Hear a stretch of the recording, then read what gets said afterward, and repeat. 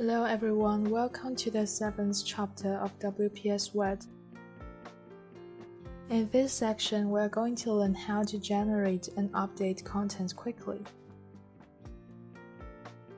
After setting the title level of a Word document, you usually need to make a table of contents for the document.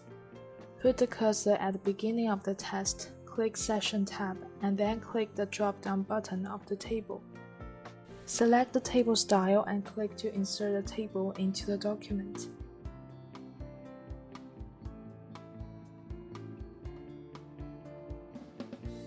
If the content of the document has been modified, you can quickly update it by right-clicking Update.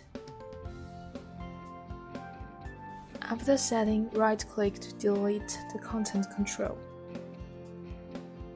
Press the Control key and click the table to jump to the specified page. In order to customize the catalog style, select the table of contents and click Insert Table of Contents. This is the end of this section. Thank you.